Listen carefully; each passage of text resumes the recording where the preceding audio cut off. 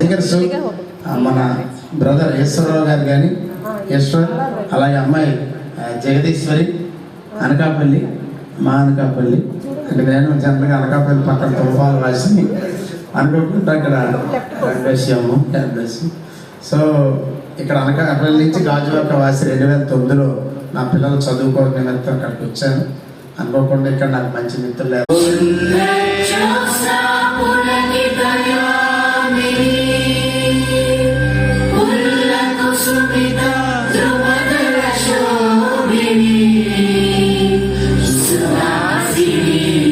సుమధుర భాషిణి సుఖదాంబ